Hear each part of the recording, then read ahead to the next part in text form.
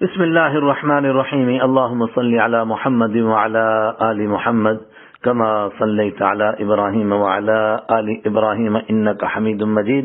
اللهم بارك على محمد وعلى آل محمد كما باركت على إبراهيم وعلى آل إبراهيم إنك حميد مجيد. يا رب صل وسلم دائما أبدا على حبيبك خير الخلق كلهم.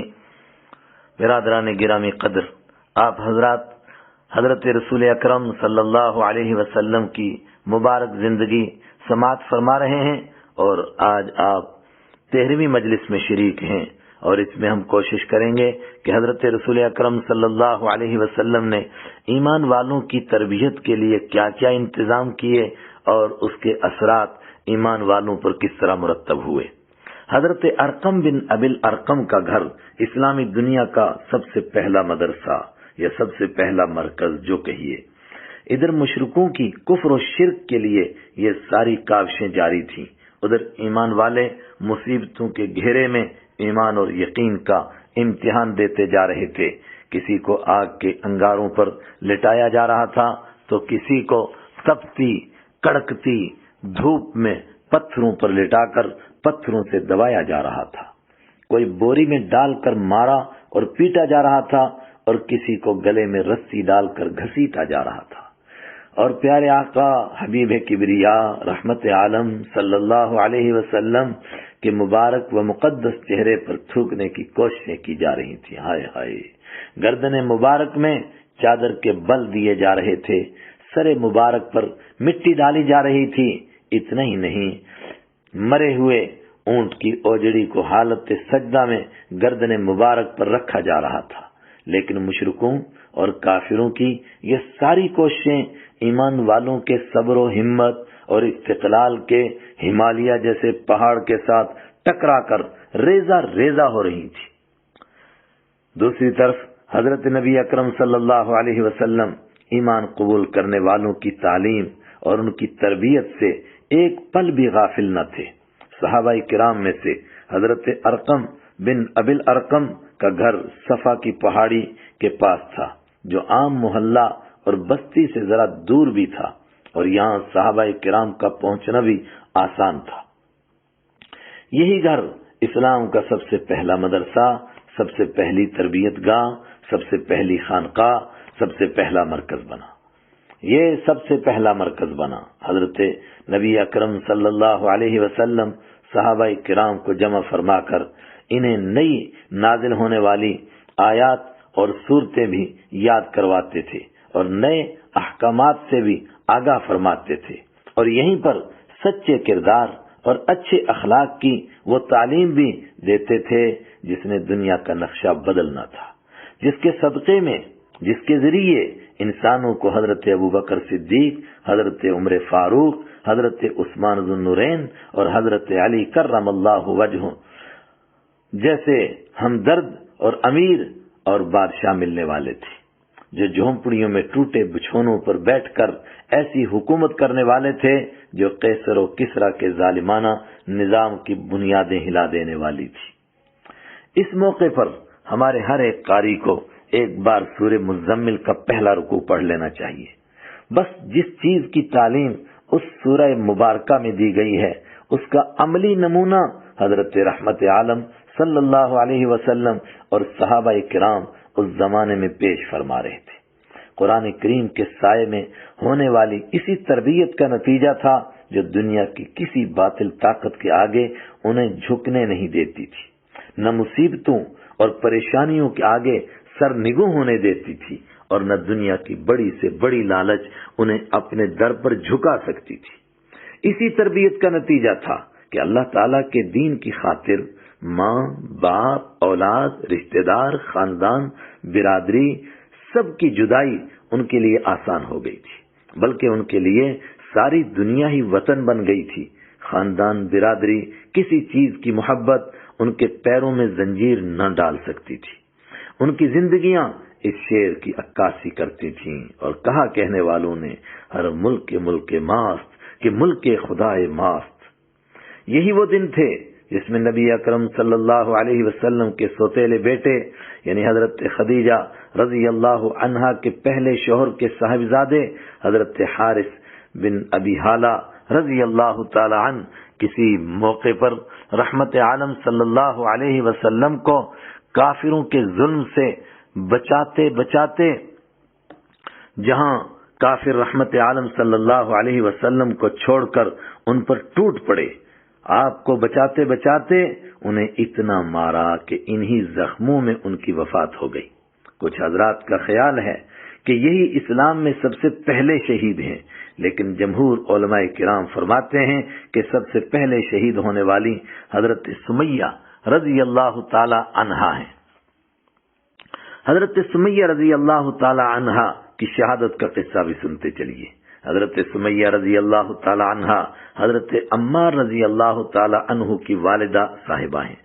وہ ابو حذیفہ نام کے ایک مشرک کی باندی تھی، اس نے ان کا نکاح حضرت یاسر رضی اللہ عنہ سے کروا دیا تھا۔ اللہ پاک نے ان کو ایمان کی عظیم دولت عطا فرما دی تھی۔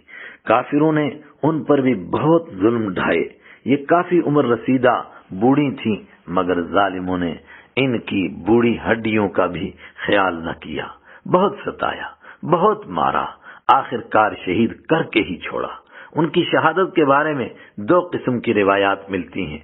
ایک یہ کہ ایک دن یہ راستے میں چل رہی تھیں کہ ادھر سے ابو جہل، اس امت کا فرعون ملعون آ گیا، اس کے ہاتھ میں برچھا تھا جو اس بدبخت نے ان کی نازک جگہ میں مارا اور وہ اسی جگہ شہید ہو گئیں۔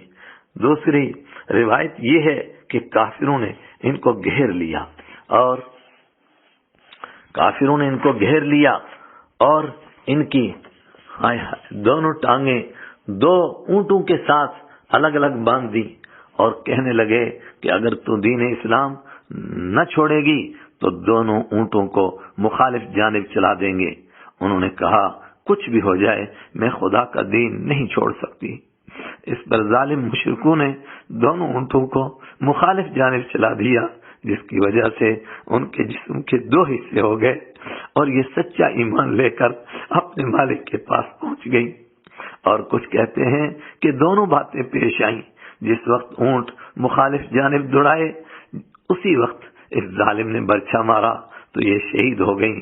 ان کے شوہر حضرت یاسر رضی اللہ عنہ بھی کافروں کی مار سہتے سہتے وفات پا گئے۔ فتح الباری جلد 7 صفحہ 17، طبقات ابن سعد جلد 3 صفحہ 77۔ کمزوروں کے ساتھ طاقتوروں کی بھی باری آئی۔ یہ کمزور تھے، طاقتور بھی پیچھے نہیں تھے۔ یہاں غلام، باندی، پردیسی، غریب اور کمزور مسلمانوں کا یہ تذکرہ سن کر کہیں آپ کو یہ خیال نہ آ جائے کہ بڑے گھر والے، اونچے خاندان والے مسلمان بچ گئے ہوں گے، ایسا بھی نہیں ہوا۔ بس خاندان کی مضبوطی کی وجہ سے ان پر ہر کوئی ہاتھ بے شک نہیں اٹھا سکتا تھا، لیکن اپنے خاندان والے مشرک کیا ظلم کے لیے کم تھے؟ بطور نمونہ کچھ ایسے حضرات کی قربانیوں کا ذکر بھی پڑھتے چلیے۔ حضرت صدیق اکبر رضی اللہ تعالی عنہ بھی آزمائشوں میں۔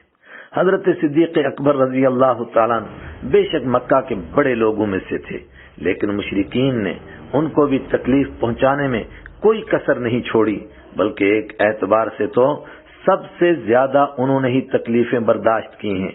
صرف ایک وقت کا قصہ پڑھتے چلیں۔ ایک بار حضرت علی رضی اللہ عنہ نے لوگوں سے پوچھا، بتاؤ سب سے بہادر آدمی کون ہے؟ لوگوں نے کہا حضرت آپ ہی سب سے بہادر ہیں۔ فرمایا نہیں، سب سے بہادر حضرت ابوبکر صدیق رضی اللہ تعالی عنہ ہیں۔ پھر فرمایا ایک بار حضرت رحمت عالم صلی اللہ علیہ وسلم کو کافر حتیم میں مار رہے تھے اور کہہ رہے تھے کہ تو نے سب خداؤں کو چھوڑ کر ایک ہی خدا بنا لیا ہے۔ ہم میں سے کوئی بھی آپ کو چھڑانے کی ہمت نہیں کر پا رہا تھا۔ اچانک کہیں سے حضرت ابوبکر صدیق رضی اللہ عنہ آ گئے اور کافروں کے مجمع میں گھس گئے، کسی کو مکہ اور کسی کو تھپڑ مارتے مارتے ان کو پیچھے ہٹاتے ہوئے کہنے لگے، اتقتلون رجلا ان یقول ربی اللہ، اتقتلون رجلا ان یقول ربی اللہ۔ سورہ مومن آیت 28، کیا تم ایک شخص کو صرف اس لیے مارتے ہو کہ وہ کہتا ہے کہ میرا رب اللہ ہے؟ یہ آیت اصل میں حضرت موسیٰ علیہ السلام کی حمایت کرنے والے ایک بندے کے بارے میں نازل ہوئی تھی، جو اصل میں فرعونی خاندان کا تھا اور اپنے ایمان کو چھپاتا تھا۔ حضرت علی رضی اللہ تعالیٰ عنہ نے فرمایا، لوگوں بتاؤ حضرت ابوبکر رضی اللہ تعالیٰ عنہ افضل ہیں یا وہ آدمی جو اپنے ایمان کو چھپا رہے تھے؟ پھر قسم کھا کر خود فرمانے لگے، وہ بندہ حضرت ابوبکر صدیق رضی اللہ تعالیٰ عنہ کے مرتبے کو کہاں پہنچ سکتا ہے جبکہ وہ ایمان چھپا رہے تھے اور حضرت ابوبکر صدیق رضی اللہ تعالیٰ عنہ اپنے ایمان کا اعلان فرما رہے تھے۔ مسند بزار اور دلائل ابی نعیم۔ اسی قصے کے بعد ہے کہ پھر لوگ حضرت ابوبکر صدیق رضی اللہ تعالیٰ عنہ پر ٹوٹ پڑے، سب نے مل کر مارا، اتنا مارا کہ چہرہ مبارک سوج گیا، بال نوچ لیے۔ ان کے قبیلے کے لوگوں کو پتہ چلا تو وہ کپڑے میں لپیٹ کر گھر لائے۔ اللہ اکبر! سب کہہ رہے تھے کہ آج تو یہ بچ نہیں سکتے۔ شام کو جس وقت کچھ افاقہ ہوا، ہوش آیا، زبان مبارک ذرا چلنے لگی تو سب سے پہلے نبی اکرم صلی اللہ علیہ وسلم کی خیریت پوچھی۔ اس پر قبیلے کے لوگ سخت ناراض ہو گئے کہ انہی کی وجہ سے تو یہ حال ہوا ہے، پھر انہی کا حال پوچھتے ہیں۔ انہیں کیا معلوم تھا حشر میں بھی اسی سے ملنے کی ہے دعا میری، نگاہ تیر جس کی بن گئی قضا میری۔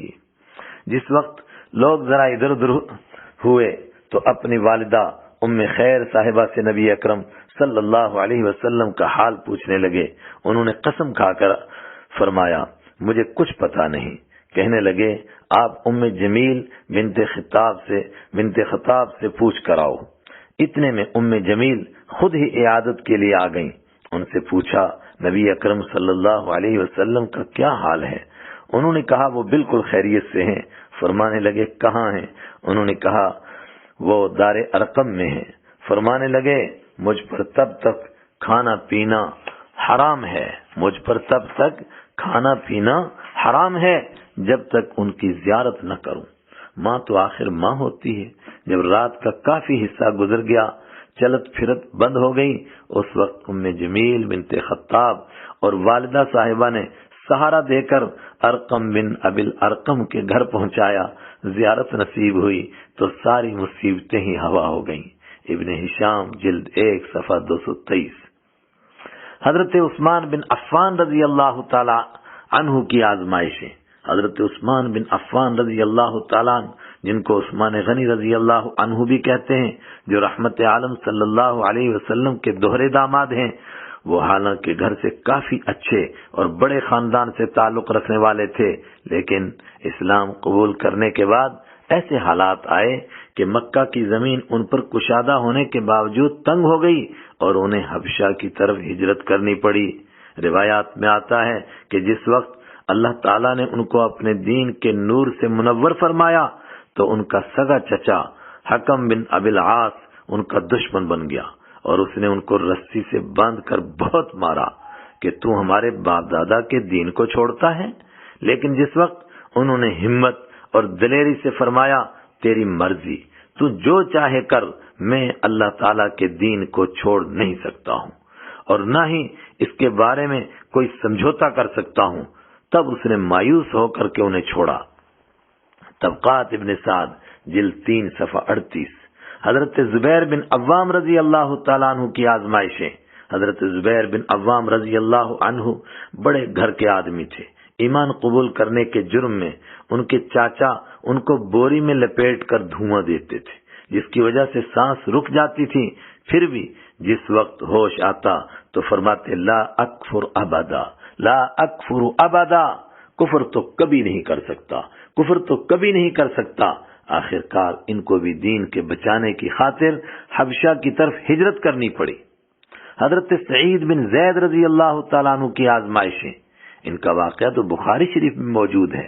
یہ چونکہ حضرت عمر رضی اللہ تعالیٰ عنہ کے بہنوئی تھے، جب ایمان کا نور نصیب ہوا تو انہوں نے ان کو رسی سے باندھ کر مارا اور غالباً شاید یہ وہی واقعہ ہو جس میں حضرت عمر رضی اللہ تعالیٰ عنہ کو پھر ایمان نصیب ہوا، لیکن انہوں نے بھی ڈٹ کر مقابلہ کیا، بلکہ مار کھا کر اسلام پر اور زیادہ مضبوط ہو گئے۔ بخاری حدیث نمبر 3862۔ حضرت سعد بن ابی الوقاص رضی اللہ تعالیٰ عنہ فاتح ایران کی آزمائش، یہ اپنے خاندان کے بڑے آدمی شمار ہوتے تھے، لیکن جب ایمان لائے تو سب دشمن ہو گئے اور سارے خاندان نے مل کر ستایا، مگر جب اور کوئی بات نہ چل سکی تو سب نے ان کی والدہ کو مشورہ دیا کہ تو کوئی ڈرامہ کر، شاید اس سے یہ دین چھوڑ دے۔ ان کی ماں نے قسم کھائی کہ جب تک آپ یہ دین نہیں چھوڑتے میں نہ کچھ کھاؤں گی، نہ پیوں گی، نہ چھت کے نیچے آرام کروں گی، بس دھوپ میں پڑی پڑی بھوکی پیاسی مر جاؤں گی۔ وہ 3 دن تک اسی طرح بھوکی پیاسی پڑی رہی، یہاں تک کہ غش کھا کر بے ہوش ہونے لگ گئی۔ یہ اپنے والدین کی فرما برداری کے اعتبار سے پورے مکہ میں مشہور تھے۔ اس کا خیال تھا کہ اس طرح بدنامی کے ڈر سے یہ واپس پرانے شرک والے مذہب پر آ جائیں گے، لیکن انہوں نے اپنی والدہ سے کہا، پیاری ماں کیوں اس طرح ڈرامہ کرتی ہو؟ اگر آپ کو ڈرامہ کر کے اس طرح مرنا ہے تو 1 بار نہیں، 100 بار نہیں، 1000 بار مریں اور 1000 بار زندہ ہوں، میں اللہ تعالیٰ کا دین نہیں چھوڑ سکتا۔ یہ مشورہ اس کو مکہ کے مشرکین نے ہی دیا تھا، لیکن اس طرح جب وہ مایوس ہوئی تو انہی مشرکین نے سوچا کہیں یہ ہمارے سر نہ لگ جائے، تو انہوں نے ہی اس کو مشورہ دیا کہ کچھ کھا پی لے۔ چنانچہ 3 دن کے بعد مایوس ہو کر اس نے کھانا کھایا، اور بعض مفسرین کا خیال ہے کہ ذیل کی ان آیتوں میں انہی کا تذکرہ ہے۔ حضرت سعد بن ابی الوقاص رضی اللہ تعالی عنہ کی والدہ کا، وَإِن جَاهَدَاكَ لِتُشْرِكَ بِي مَا لَيْسَ لَكَ بِهِ عِلْمٌ فَلَا تُطِعْهُمَا، اور اگر وہ تم پر زور دیں، یعنی والدین، کہ تم میرے ساتھ کسی کو شریک ٹھہراؤ جس کی تمہارے پاس کوئی دلیل نہیں ہے، تو تم ان کی بات بالکل نہیں ماننا۔ سورہ عنکبوت آیت نمبر 8۔ اور بعض حضرات کا خیال ہے نہیں، بعض حضرات نے اس کو بیان کیا ہے کہ اس کے بعد اللہ نے اپنے کرم سے ان کی والدہ کو بھی ایمان نصیب فرما دیا۔ بے خطر کود پڑا آتش نمرود میں عشق، یعنی حرم پاک میں حضرت ابو ذر غفاری رضی اللہ تعالی عنہ کا اعلان توحید۔ حضرت ابو ذر غفاری رضی اللہ عنہ قبیلہ غفار کے رہنے والے تھے۔ ان کو جیسے ہی رحمت عالم صلی اللہ علیہ وسلم کی نبوت کا علم ہوا، انہوں نے اپنا بھائی مکہ مکرمہ بھیجا کہ معلوم کر کے آؤ اصل معاملہ کیا ہے۔ وہ مکہ پہنچے، نبی اکرم صلی اللہ علیہ وسلم سے ملاقات کر کے اپنے بھائی کو خبر دی کہ جس وقت میں مکہ پہنچا کوئی ان کو شاعر اور کوئی ان کو کاہن کہہ رہا تھا، اور کوئی جادوگر اور کوئی مجنون اور دیوانہ کہہ رہا تھا، لیکن مجھے ایسی کوئی بات نظر نہیں آئی۔ میں نے ان کا کلام سنا، وہ شاعری بھی نہیں اور اس میں کاہنوں جیسی بھی کوئی بات نہیں، وہ تو بالکل سچی بات کہتے ہیں۔ اس پر حضرت ابو ذر غفاری رضی اللہ تعالیٰ عنہ کو تسلی نہیں ہوئی اور وہ خود تیار ہو گئے، بیت اللہ شریف پہنچے، لیکن ڈر کی وجہ سے کسی سے کوئی بات نہیں کی۔ شام کے وقت حضرت علی رضی اللہ عنہ نے دیکھا کوئی پردیسی آدمی ہے، اس لیے ساتھ لے لیا، رات کو گھر رکھا، لیکن بات دونوں میں سے کسی نے نہیں کی۔ دوسرے دن پھر اسی طرح ہوا، تیسرے دن پھر حضرت علی رضی اللہ عنہ گھر لے آئے اور اب کی بار مقصد معلوم فرمایا۔ انہوں نے ڈرتے ڈرتے ساری بات بتا دی۔ اگلے دن ان کو حضرت علی رضی اللہ تعالیٰ نبی اکرم صلی اللہ علیہ وسلم کے پاس لے گئے۔ پہلی ملاقات میں ہی اللہ تعالیٰ نے ایمان نصیب فرما دیا۔ آپ صلی اللہ علیہ وسلم نے فرمایا، اپنے قبیلے میں واپس چلے جاؤ اور خفیہ خفیہ دین پر محنت کرتے رہو، لوگوں کو دین کی دعوت چپکے چپکے دیتے رہو، پھر جس وقت آپ کو خبر ملے کہ اللہ تعالیٰ نے ہمیں غالب کر دیا ہے تب آپ بھی تشریف لے آنا۔ لیکن انہوں نے عرض کیا، جب تک ایک بار ان مشرکین مکہ کے درمیان کھڑے ہو کر توحید والا کلمہ نہ پڑھ لوں تب تک واپس نہیں جاؤں گا۔ پھر یہی ہوا، انہوں نے حرم کے بیچ میں زور زور سے پڑھا، اشہد اللہ الہ الا اللہ و اشہد ان محمد الرسول اللہ۔ بس یہ سننا تھا کہ کافر ان پر ٹوٹ پڑے، مار مار کر حالت خراب کر دی۔ حضرت عباس رضی اللہ عنہ جو اس وقت ایمان تو نہیں لائے تھے، لیکن ان کے دل میں ایمان والوں کا درد اور ہمدردی ضرور تھی۔ انہوں نے بڑی مشکل سے ان کے قبیلے کی اہمیت بیان کر کے بچانے کی کوشش کی۔ بعض روایتوں میں ہے کہ انہوں نے دوسرے دن پھر توحید کا اعلان کر کے خود ہی مار کھائی اور تیسرے دن اپنے قبیلے میں واپس تشریف لے گئے، بے خطر کود پڑا آتش نمرود میں عشق۔ مطلب کہ یہ ایسے دیوانے بھی تھے کہ جو مصیبتوں کو خود گلے لگا لیتے تھے اور گھبراتے نہیں تھے۔ چنانچہ اس طرح کا ایک واقعہ اور سنی۔ حضرت عبداللہ بن مسعود رضی اللہ تعالیٰ عنہ اور حرم پاک میں سورہ رحمان۔ حضرت عبداللہ بن مسعود رضی اللہ عنہ ظاہری طور پر اگرچہ کمزور جان والے تھے، لیکن ایمان بہت مضبوط پایا تھا۔ ایک مرتبہ کچھ صحابہ کرام خانہ کعبہ کے پاس بیٹھے ہوئے، اس وقت وہاں کے کچھ صحابہ کرام خانہ کعبہ کے پاس بیٹھے ہوئے تھے۔ اس وقت وہاں کچھ کافر بھی تھے جو اسلام کا مذاق اڑا رہے تھے اور قرآن پاک پر بھپکیاں کس رہے تھے۔ صحابہ کرام میں سے کسی نے کہا، افسوس کبھی انہیں کوئی قرآن پاک سناتا، تب انہیں معلوم ہوتا قرآن پاک ہے کیا۔ اس پر سب صرف حضرت عبداللہ بن مسعود رضی اللہ تعالیٰ عنہ اٹھے اور فرمانے لگے، میں سناتا ہوں۔ یہ بات کہہ کر مشرکین کے مجمع کے بیچ میں کھڑے ہو گئے اور سورہ الرحمن پڑھنے لگے۔ پہلے تو کافر کچھ حیران سے ہو گئے کہ یہ کیا کرنے لگے ہیں، لیکن جب احساس ہوا کہ سب کے سامنے حرم پاک میں اعلان کر کے قرآن پاک پڑھ رہے ہیں تو وہ غصہ اور طیش میں آ گئے اور سب مل کر حضرت عبداللہ بن مسعود رضی اللہ تعالیٰ عنہ پر ٹوٹ پڑے۔ اتنا مارا اور پیٹا کہ پہچانے نہیں جا رہے تھے۔ ساتھیوں نے عرض بھی کیا، ان سے کہا کہ حضرت بس کیجئے، حجت پوری ہو گئی ہے۔ فرمانے لگے، نہیں، جب تک سورہ الرحمن پوری نہیں ہو جاتی تلاوت میں بھی بند نہیں کرتا، چاہے یہ کتنا بھی مارے اور پیٹے۔ آخر کار سورہ الرحمن پوری کر کے ہی تلاوت بند فرمائی۔ یہ قصہ قرطبی تفسیر کی کتاب ہے، اس کی 17ویں جلد صفحہ نمبر 99 پر موجود ہے۔ حضرت عثمان بن مظعون رضی اللہ تعالیٰ عنہ کی غیرت ایمانی، اس سے بھی زبردست قصہ۔ حضرت عثمان بن مظعون رضی اللہ تعالیٰ عنہ کا یہ قصہ حبشہ کی ہجرت کے بعد کا ہے، لیکن موقع کی مناسبت سے یہیں اس کو سماعت فرما لیجیے۔ حضرت عثمان بن مظعون رضی اللہ تعالیٰ عنہ نے ولید بن مغیرہ نام کے ایک بڑے مشرک سے، ولید بن مغیرہ ان کا بڑا آدمی تھا، اس سے پناہ لے رکھی تھی، اس لیے کوئی ان پر ظلم نہیں کر سکتا تھا۔ وہاں کا رواج اور طریقہ یہی تھا کہ جب کوئی کسی کی پناہ لے لیتا تو پھر کوئی اس کو ستانے کی ہمت نہیں کر سکتا تھا۔ ایک دن اچانک انہیں اس بات کا خیال آیا کہ میرے باقی ساتھی تو مکہ میں مارے کھا کھا کر اور اللہ کے دین کی خاطر مصیبتیں گلے لگا کر روحانی مزے لوٹ رہے ہیں، مجھے کیا ہو گیا کہ میں ایک کافر کی پناہ لے کر کنارے پر بیٹھا ہوا ہوں؟ مجھے بھی مصیبتوں کے اس بھنور اور گرداب میں چھلانگ لگا دینی چاہیے۔ سیدھے ولید بن مغیرہ کے گھر گئے اور اس کو کہنے لگے، آپ اپنی پناہ دینے کے اعتبار سے بہت اچھے آدمی ہیں، لیکن آج میں آپ کی پناہ ختم کرنا چاہتا ہوں۔ اس نے کہا، کیوں؟ تمہیں میری قوم میں سے کسی نے کوئی تکلیف تو نہیں دی؟ انہوں نے فرمایا، نہیں، بالکل نہیں، بس میں نے ارادہ کیا کہ اللہ تعالیٰ کی پناہ کے سوا کسی کی پناہ میں نہیں رہنا ہے۔ اس نے کہا، پھر اس کا اعلان کعبہ کے پاس جا کر کرو۔